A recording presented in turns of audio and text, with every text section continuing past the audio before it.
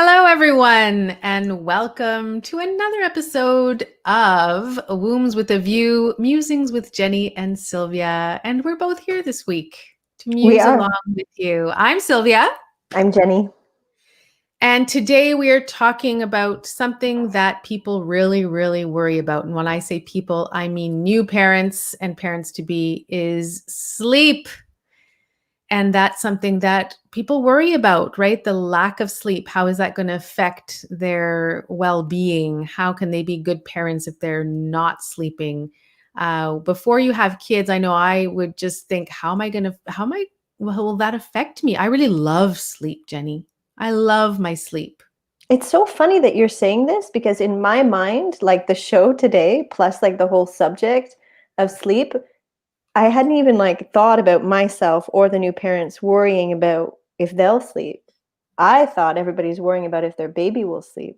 Oh, And of no. course, Isn't that wow, great? this That's is good. good. So That's we good. have two That's good. totally different, we have all of our thing planned. We I know what we're am more talking about. selfish than you are. I'm more selfish than Clearly. you are. I'm thinking about me.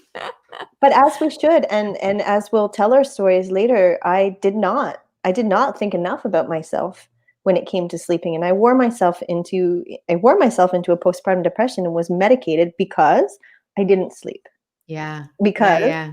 my kids didn't sleep. So here's advice on how to make your kids sleep, even though I botched the whole thing.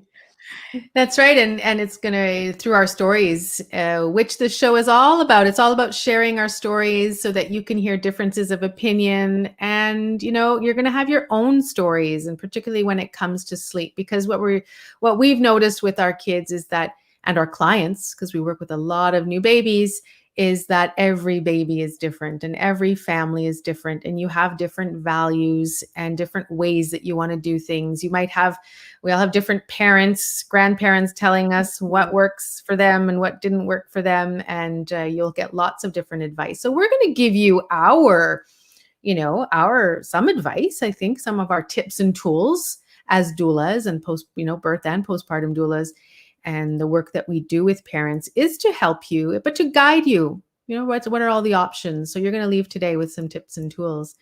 But Jenny, we do have different ways that we dealt with sleep. And I like it that you said that you're not sure if what you did worked. And I don't know if what I did worked. I don't feel it did with my first. But what was your experience with your first baby? The first one, okay, thank you. The first one, that was yeah, a shit show. Shit show is what comes to mind. Right? Which on oh my god, this show is just about being honest. That's the best we can do. And as I was saying to my class, I just taught a postnatal class that I hope some of the moms will pop on here soon. They're between 7 weeks old and 6 months old, and because the show that you and I were doing immediately after the class was all about sleep, that kind of came up for us as a theme, and some of the moms were sharing of what's going on with them, and helping each other, because even if your baby's 6 months old, you've gone through 6 months more than that 7 week old mom. But anyway, I was kind of saying to them, yeah, I didn't use the word shit show in my yoga class, but I'm using it now. I had, just like everybody else who's going into an unknown situation, an idea of how it was going to work. And I had always planned, as the government recommends, to do the 6 months of sharing a room, but not a bed. And I had a really beautiful bassinet that I got from my stepsister that had been passed through her family, and it sat in my room.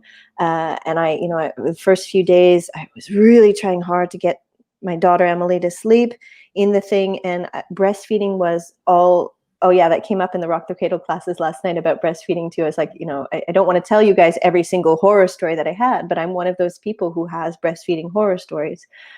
It was so difficult for me to navigate breastfeeding and trying to get some sleep. And I had been, as many new parents 10 years ago, different now, I feel, and we'll talk about co-sleeping throughout the show. But I was definitely made to feel very, very scared of even the possibility of entertaining having the baby in the bed, which was just my natural inclination. I don't know where it came from. I just thought that was where it was going to go. And when family members and friends started to find out 10 years ago that that was the plan, we were like scared into doing it. And I remember there was this meme on Facebook somewhere in the States that had, I don't know if you saw it, but I was this new, very fragile mom who saw this image of a baby in a crib with a machete, next to the Ah, baby. Did you see that? The no. gist of this campaign was don't co-sleep with your baby. It's the equivalent of putting baby to sleep with a machete, which, come on. Yeah, it But it scares the scared me. bejesus And out of everybody. yeah, and I was very, very fearful of doing it. Like many new parents, I was terrified that I Mm. was going to kill my baby and roll over on her. So I didn't. And weeks, I guess, or days, I don't know, it's all kind of fuzzy, passed. And I kept doing the same routine of being so exhausted, even though it was a foot away. I still got up, got the bassinet, sat in the very uncomfortable rocking chair. I didn't know how to properly position myself. It just, everything hurt. Everything was bleeding. And maman, like eventually it was just enough, and I learned how to do this Mm. side lying position, Yeah. which is just life saving. It's just, and one of the mums in the class last night, anyway, when you have people around you who are doing things in this way, it's much more helpful to you to see other ways of doing it versus if you're just taking the instruction from the nurses at the hospital of like, this is the way you do it. You know, they don't show you the laid back position in the hospital Mm. because they're Not worried not you're to going to fall sleep. asleep and baby's going to. So later in Yeah. the show, we'll give you some tips on how to co-sleep safely. Yeah. So that was Well, with the, yeah, please. yeah. Well, my first story, very similar. And I wonder if it's first time babies, right? We're new moms. We we don't know. We don't know. And we do get the advice from our parents and people around us, and they're getting the stories, and hearing the traumatic stories. So me too. My first son, Tristan, was a very high needs baby, and he needed a lot of arms. He was always, always, always in my arms, and he would sleep really, really well on me during the day on a pillow while I was breastfeeding. But then at night, I couldn't get him to sleep in his bed. And I did have an antique bassinet that his great grandmother had really wanted him to use, but it was made out of wood, and he would have this Moro's reflex, and he would even get out of the swaddle, and he would just have that reflex of hitting, and he would wake himself up. And I was like, this is not working. I really would have needed to sleep with him or put him next to me. But I did what you did. I got up, but he made so much noise in my room. I wasn't sleeping at all. So I said, I'll put him in his own room. And so I would get up, walk down the hallway, go and get him, bring him into the rocking chair, change his diet. It was just like I was exhausted for a whole year.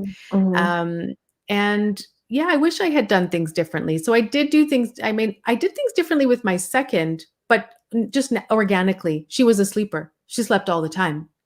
I was kind of waking her up to make sure she was still alive, right? I was like, "Are you still sleeping?" I would check her breathing because she was such a deep sleeper, and she still is. While my son Mhm, is still a 6 o'clock mhm. waker. He wakes up at 6 a.m. naturally, and she wakes up at 9 a.m. naturally. Yeah. Third one came along, and I was so tired. I had 3 babies under 4 years old.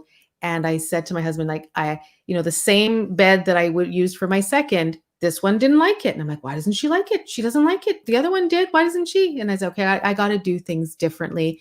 I told my husband to move over. And for the next 4 months, she would sleep with me, and that saved my life. And we're going to come back to the bed sharing. This isn't a bed sharing show, but we're just telling you what worked for me, what worked for you, and that was part of it. Being open to changing our to being open to looking at the options. There's Yeah. not just one way for a And there can't baby be to when you sleep. have more than one kid. You just really have to go. And I really believe that they arrive. I believe that they arrive here to just keep teaching us lessons and keep showing us how to Mm, become better people and how to adjust and how to go with the flow. For those of us who have a hard time going with the flow and we really want to, I think the vast majority of the women that I know who have babies are used to controlling everything and used to doing everything their way, and then the babies just smack you in the face repeatedly until you yeah. understand that you can't, there are things that you can't control. And it doesn't mean, even we're saying like nurse on demand, it doesn't mean that this new baby, I still have, this is Capucine, she's here, she's here with me. Capucine. Oh, Capucine. She's been here for a long time. It doesn't mean that she's in charge of my life. There are times where, as a parent, I have to take charge. If baby's crying and doesn't like his diaper change, you still have to change the diaper. You still have to, mm, be the parent. But the idea of following baby when it comes to nursing and following baby when it comes to stuff like sleep, the lâcher prise and the surrender into what's happening is the only thing that I've seen is going to work. Otherwise, we're just fighting. So it's not saying, oh, baby controls everything, and it's not talking about Mm, enfant roi, or like, we're talking about newborn babies that yeah. need to eat on demand, and we need to follow and adapt to their schedule, not the other way around at the Yeah, and I beginning. think that's where we get caught up. If you're watching, what kind of sleepers do you have? Or are you pregnant and expecting? And what expectations do you have? Those expectations, Jenny, I think that we see around us are a bit of our downfall in what we're expecting babies to, like you said, sleep on our schedule, work around us. And then when that doesn't happen, we get very upset, or many people get upset. It's the stuff that we have in our mind, but I find that it's often like exasperated by those visits, by the wellness visits with the doctor. Is she sleeping through the night yet? Mm. Like a 2-week-old baby? No, she's not sleeping through the night. And if she did, there would be a problem, because guess what? She needs to eat in the middle of the night. It's not a Yeah. bad habit. She actually is hungry and needs to eat in the middle of the night. So there's a lot of, for me at some point with those visits, it became a lot of smiling and nodding, because I didn't want to get in trouble, because I was now breaking rules. I was sleeping with the baby and I was nursing her to sleep all the time. We get Yeah. that question a lot, like, the nervousness of getting baby to sleep. Well, I was eventually just so friggin' glad that she would sleep. I didn't care how she went to sleep. And she nursed to sleep, and she nursed to sleep for years. She did Yeah. nurse to sleep for years. So when people are concerned about that newborn baby developing bad habits, I still say, okay, even though my daughter nursed to sleep for years, that was because I didn't break that habit. I chose not to break that habit, and Mhm. that worked fine for me. But to embark in this breastfeeding adventure or this sleep adventure worried at 2 days or 2 weeks old that you're Yeah. fostering bad habits, don't worry about it. Yeah. You break those habits in due time, and the beginning is not that time. Such an important point. Yeah. Until it becomes a problem, why change it? I loved feeding my babies and getting them to fall asleep in my arms and taking them off and putting them. Yes. I mean, some women or some trainers will say, well, that's creating bad associations. But for me, that was just lovely moments that I would never Mhm. ever want. And then when my son became around 10 months, I couldn't hold him anymore. I couldn't rock him anymore to sleep, and he was waking up all the time. That's when I decided to change what I was doing with him. Because it And wasn't working anymore, it right? But wasn't it's working anymore. It worked until then. I was very tired, though. I do admit I was exhausted. Yeah, but then I had to change. I did do some form of sleep training, and we'll get back. We're going to talk about that shortly. Yeah, it's adjusting. I think it's always adjusting and Mm, changing when you have to, and if you don't have to. I don't know. I don't know if it was that I was lazy or tired, or it just never. It was just not. The one thing that I'll say now, in case I forget, that I say to all of the students is versatility. And again, this is like was kind of my bad. So my kids, both kids, did nurse to sleep. My second was a way easier baby. Again, just like between just that child's natural constitution, and also like, when you have babies close together, as you and I did, Sylvia, that second one just has to wait, because you're changing the older one's diaper, so he's hanging out, and he just has to wait. A lot of times, second babies, for a lot of reasons, end up being the easier babies or the more patient babies, and there's probably a number of reasons for that. But he still is the one that I'm reading a book. It's like whatever. We're summer COVID stuff, so I don't know what kind of routine you have, but ours is they're up late. non-existent. They're up late, right? So it's like 10 p.m. and I'm reading, the Golden Compass, his Dark Materials series. I don't know if you know it. No, I don't Anyway, know that one. really, really good. So we're reading, and this one hits the pillow. He's And out. he's She's out. still, she's still like, 10:30, and she's still waiting for it. So she was, just like Tristan, a restless, as we call, windy kid who had lots of energy. And then my second is actually more like your third kid, who's very, Yeah. very grounded, and Yes. he will hit the pillow and sleep. And the sleep for him was never as difficult as it was with her. And it's just that I did, however, choose to bed share immediately from day one. She was still sleeping with me by that point, and he was sleeping with me. And to be honest, most Mhm. nights it's like that still, and I don't care. They have a bunk bed, they have their own space. They usually choose to cuddle, and why wouldn't Yeah, I my want to kids cuddle with too. them? Yeah. No, I don't sleep with my kids. Sometimes I think, oh, I miss that aspect to it. But just so that everyone knows, I have great sleepers now. Right. My kids are all great sleepers and have been since they've been toddlers. So it was only that that first chunk of their life, and they become good sleepers. Even though And it my was son's an normal. early waker, Yeah. it wasn't that great. It wasn't for the first. For my second and third, it was good. Jenny, part of your story I like is that you carried your babies everywhere, you brought them everywhere, you weren't strict on nap times, while I was very Yeah. strict on having one nap at home. Yeah, tell me about I how don't that know, like what came I about. was saying. I don't know if anybody here has seen the movie Away We Go. Have you seen that movie? No, I haven't.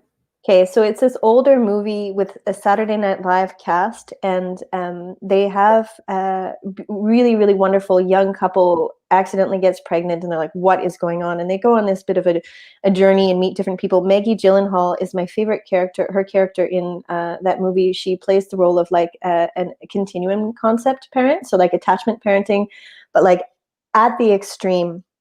um, why am I talking about this? So like she's like standing, this is an exaggeration, but her character was an exaggeration. She's like this university professor or something, and they go to visit her, and she's standing there nursing like what I remember to be like an 8-year-old or something. Like it is just this extreme version. And like she didn't want to have a stroller. She was like, why would I push my babies away in the stroller? And I was kind of like that. Like I was really a Dr. Sears, buy the book, sling mama. Like I did the attachment parenting thing to the point with the missing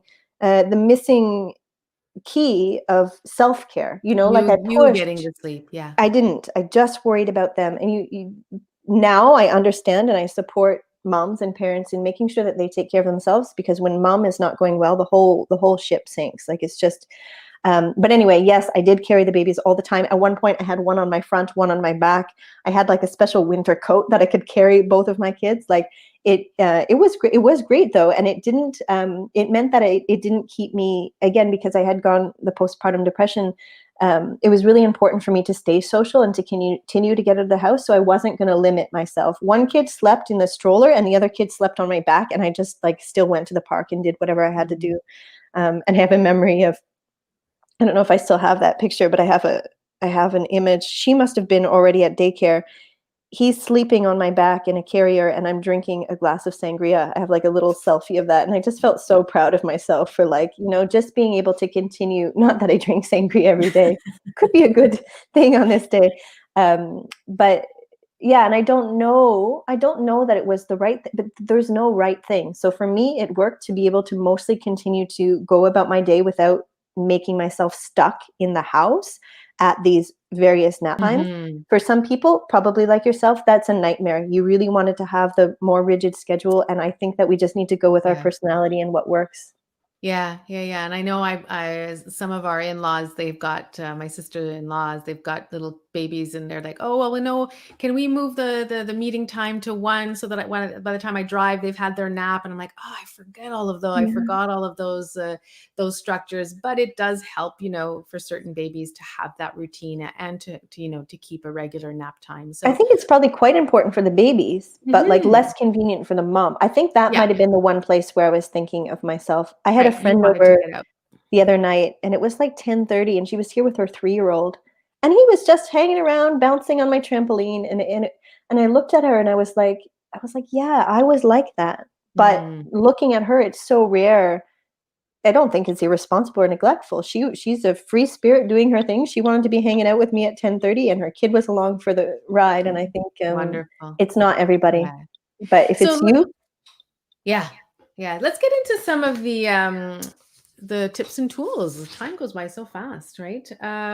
We wanted to, yes, what are the sleep recommendations? I mean, I know sleep recommendations are having your babies in the room with you for about 6 months, in a bassinet next to you. Whether you choose to do that or not, I think there are other options, just so you know. Uh, and I've got a little bit of ahead of myself, but let's just dive in there. What would be the other options? I think, like I did, is have my baby in my room with me, or sorry, in his own room. That I find is like not the best option Now because now you understand that 11 or yeah. 12 years later, whereas there still are a lot of parents that I'm encountering that's their. I mean, we all nest and make the room with the crib and the table à Hmm. langer and the, like, Hmm. Yeah. rocking chair and all this stuff, and I think most people don't end up using that No, space. We No. have this idea of what it's going to be. I don't always obviously like agree with all the government recommendations, but I do have to say I'm very, very happy that they recommend. If you just think of how much easier and how much safer it is that baby's in earshot, Yeah, baby's especially right there. when you're breastfeeding, right? I found that with my second, having her right there, I could just move, like go over, like literally just bend over, pick her up, bring her back in bed, nurse her, whether that be lying down or her on me, and then put her right back in. And that I was so much more rested. Mhm. And then the other option is the co-sleeping, which is the bed sharing. And Jenny, I know you had some things to say about the bed sharing. I mean, we There's both did another it, too, but a kind of in between. There's like those sidecar options that oh a lot of yeah. people really like. So it gives Mm. you a little bit more peace of mind if you're worried. If you're worried, and it's a legit worry. I think we all go through that. If we hadn't planned on bed sharing and it's our first baby, and then we do end up bringing baby in bed, we all feel a little bit nervous. I wanted to show this book. Before I did the doula thing, I was a journalist, and I was lucky. I don't know if you knew this, Sylvia, but I was Mm. lucky to interview James McKenna. Oh, And yeah, yeah, I did a yay, nice lucky interview you. with him, and he is like Mm. the expert on co-sleeping. He is Dr. Um, James McKenna. Read something about him, go online. If you want the tips and tools on how to do it well, and it's that's just the it. idea that I think you have Sweet Sleep there as well, which is also another Another amazing one, book yes, another um, book here. put out by La Leche League. Mm. So actually, the recommendation is if you are feeding formula, is not to bed share. Yeah, don't bed share with formula. No. But if you are nursing, just to understand how much easier it makes the evening when you do bed share. Yeah, maybe we won't go through all the tips of how to do it. It's the basic things like you don't want to have big duvet covers. You don't want to have pillows. You don't have anything that could accidentally go over baby's head. So it means you have to dress in your own warmer pajama if it's wintertime, and baby will have a sleep sack, something like this. Also, yeah, if you are formula feeding, if you are taking any medication that makes you drowsy, if you're drinking, also to not put baby beside dad, which it's nothing personal. We know dad loves baby as much as mom loves baby, but the recommendation are that the nursing mom and baby are together, and dad is on the other side of mom. Okay. Yeah, I mean, I did put my daughter in between us, but there was lots of space. So it Oh, just, yeah, if if you're there's sleeping in a space, double or yeah, sleeping in a king size, it's two yeah, it's different things different. too. They also recommend taking like the headboard out. Really, the ideal scenario, if you are going to do co-sleeping from the very beginning, would be to have a mattress on the floor without And a nothing else. headboard, nothing too far for baby to roll over. And of course, as newborns, they're not rolling anyway. Mm. Um, But I do suggest, and I think, we're not suggesting that you do this, but if you are looking into this as an option, just to read up on it, right? So James McKenna, anything on bed sharing and how to do it properly, right, is very important. and to know too that culturally, it's not Mm, done as much here, but like around the world, it's just normal. It's just everywhere. normal that kids are, still sleeping. Some cultures, guess what? Don't even have beds. They're sleeping flat on the ground, and this is Yeah. normal in their household. And they're sleeping beside their mom and their brother, and it's Yeah. just the way that it is. So it's just a cultural thing where we're very fearful of something that's very normal. Um, Mm. so yeah, to just if you're going to know that even if you don't plan on doing it, there's going to be a time where every parent ends up bringing baby into bed out of exhaustion. So I guess all we're saying is to make sure that you prepare for that and just So know you that do you're it. doing it safely, Yeah, exactly. not Exactly. after You a don't glass want. 3 glasses of wine, for example. Yeah, or pot, or you've gone out to a wedding and then you come home and you want to sleep with your baby for sure. Other tips and tools, I mean, that are in general would be really getting some blackout curtains. I think that really helped me. I've worked with new Hmm. families who have this big huge windows and no curtains, and the baby is just wide eyed. So bringing the darkness in the first weeks, that's not so important, I find. But later on, when they're 6 to 8 weeks, I think that was important for me. To really make sure that it's nighttime when it's nighttime and it's daytime when it's daytime. So you can Yeah, have some noise. You can have if you have TV or radio or something during the day, but then at nighttime um, you have quiet.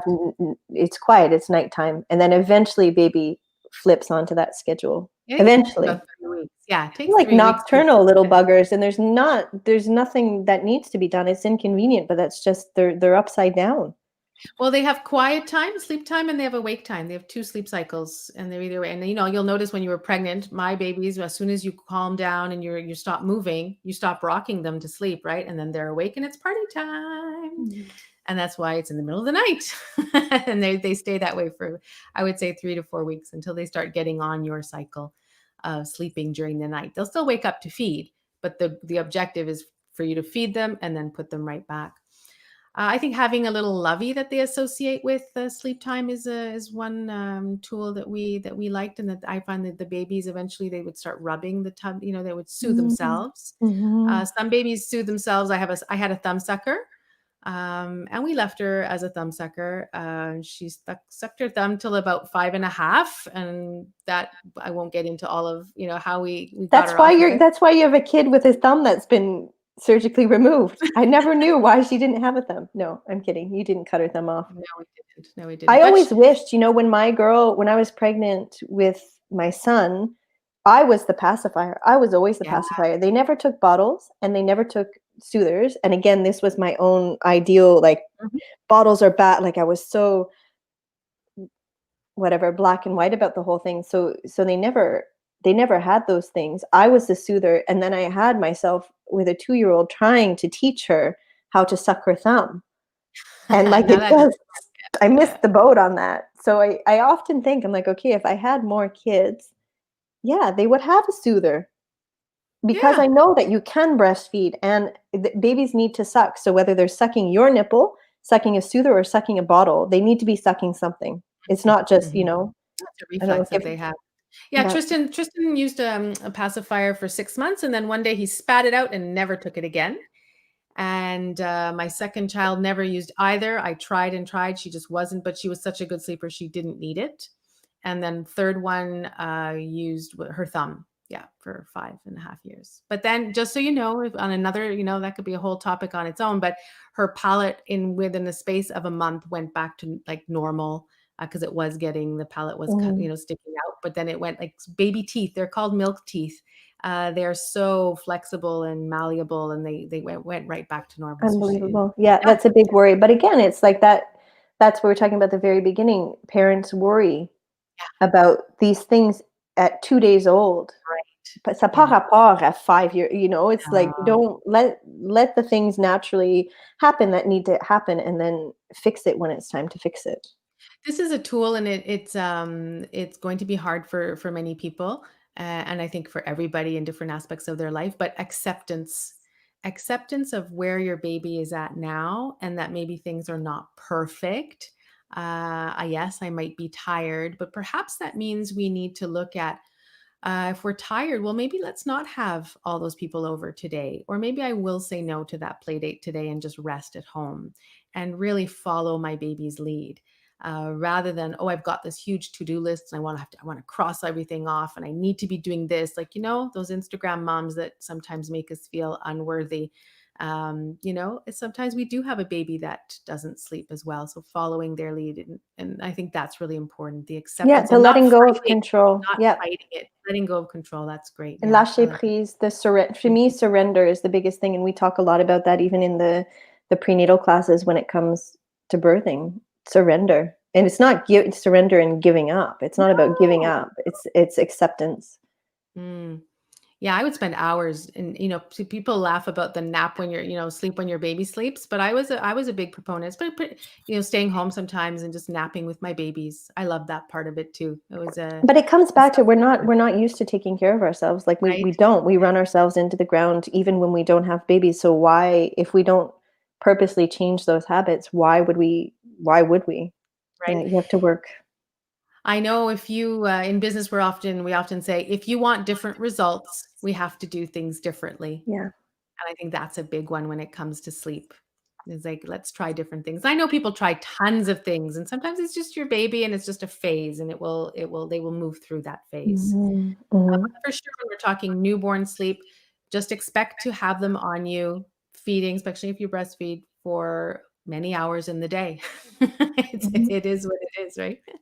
Yeah, yeah, and it's normal and it's not bad habits. You cannot spoil a newborn baby, and it's confusing. Like I had people in the class last night who this is what we're saying. And every single thing that Sylvie and I say on the show, there's going to be a million people who will contradict it. Sylvie and I contradict each other, and we have different ways that we did stuff. And you ultimately have to do what makes sense for yourself and for your family. But yeah, when it comes to sleep, it's oh yeah, I'm People having all wanna these sleep. flashes. Yeah, I could, going back. Oh my god. Let's talk a little bit before we leave, we're already 30 minutes in, but sleep training, people ask about sleep training. Formal sleep training is usually after 4 months old. That's when the babies are developmentally ready for sleep training. We won't go into all the methods here. I think we could do another show on that and perhaps bring someone in, but know that there are various, it's not always cry it out. And if that's not, again, if that's not what you want to do, there are other more gentler ways of sleep training babies. And I won't say that I'm a fan of sleep training, but we work with families who do desire some form of it, so we guide them through that process, to finding different ways of training their babies to sleep. I can say that I get questions like, well, when should I start sleeping training my baby, or when do I start? And my answer is like, well, why do you think that you have to? Mm-hmm. It just has here become a cultural thing. When does sleep training start? And the reality is many, many, many people never do it. Yeah. And that said, I understand why families get to the point. And when it comes to mom's mental health, that's more, like I said, more important than anything. I chose not to sleep train to the detriment of Yeah. my own mental health. I don't know what I would do differently on that front. But yeah, knowing that there are many, many different ways to do it, and helping a 6-month-old get into a better routine gently is way different than letting a 6-week-old cry until he falls asleep on himself by Yes, himself. They're and two then totally different things. they're Psychologically, too very young. different things happen. They're too young, right? I mean, we're not sleep training a newborn. I think we're putting good habits in place, like the blackout curtains, even when they're newborns, and just understanding their sleep cycles. But the actual sleep training, at 4 weeks old, you're going to see they're so tiny, they don't understand all of that. But you're right, 6 months or 10 months. I did it when my son was 10 months. Tried different methods, and he could understand. He could start talking to me. When they can start talking Mhm. to you and have a conversation about it. I remember with my daughters, I was like, okay, mommy is not bringing any more sippy cups in the middle of the night. That's finished. Okay, mommy, Yeah, and they yeah, they it's a understood. totally different thing when you can have a conversation. You make sure that psychologically they're okay. I remember having very recently a conversation with my, I don't know, like 7 or 8. I'm like, you know what? I'm going to sleep train you right now. I'm going to sleep train you. Go to sleep. Yeah, exactly. Well, hey, thank you for listening, everybody. It's been, it always goes by so fast, these conversations. And Jenny and I love sharing our stories, and we do so that to give you a little bit of insight into different ways of doing things, and that there's no right or wrong way of doing things. And every family is different. And you will find what suits your family when it comes to sleep. But we do want to leave you with, taking care of yourselves. And I think that is one of the big points that comes today. But all the while knowing that in those first weeks, just know that you will be tired, and things will start to settle as the weeks go by. Right, Jenny? Yeah, I'm just feeling grateful that we normally here where we're doing our shows in Montreal, normally we have nice juicy mat leaves. And it can be a little bit tough for the dads who don't stay on pat leave as long, because sometimes we didn't talk about that, but we have to adjust the family sleeping scenario. So if baby is sleeping in bed with mom, sometimes dad is sleeping on the couch because Mhm. he has to get up, or sometimes there's a spare room or a mattress elsewhere for dad. It doesn't mean that your marriage is over. It doesn't mean that he's going to sleep on the couch forever. It's just these temporary adjustments as things change and flow differently. But for mom who does not have to wake up in the morning to go to work, it's okay that you are spending extra time awake. You just have to replenish and find that time to take the naps, find that time to eat well, to eat proper food so that you're nourishing yourself, And so ask you for don't end up help. with adrenal fatigue, and ask for help. Yeah. Ask for help. And Jenny, as a postpartum doula, that's a big part of her job, is to go into people's houses and allow them that time to rest and replenish while she takes care of baby and looks after your house and provides nourishment for you. And even if It's it's my one favorite time a thing. week, even if it's My once a favorite week, thing to right? do. Yeah, once a week. Like for me, I've said before, I think on this show, if I go into a new family's home, and again, this was a little bit more pre-COVID, but if I go in and I have the écharpe and I put the baby in, I can cook 3 meals while the baby naps, and then mom and dad are also sleeping, and then maybe mom also has a shower. So that's precious. Yeah. If you can get somebody to, if baby won't be sleeping beside you, if you can still find a way that you have to recharge your batteries We somehow. do. So important. So important. Well, hey, that's it for us today. If you are wanting to have a postpartum doula in your life after baby, do give us a call. You can reach out. I'm at rockthecradle.ca. You can find Jenny's prenatal and postnatal classes and massage and baby infant massage at jennybyoga.com. It's always a pleasure. If you have some topics you want us to discuss, come and let us know in the comments. You can go also on the Facebook page. We have all our videos there. If you go into the video section, we go live every Wednesday at 11:30. And we do have a YouTube channel as well for those who are on YouTube. That's all I've got to say. Thank you so much. Thank you. Have a great week and get some sleep. Bye. Try. Bye.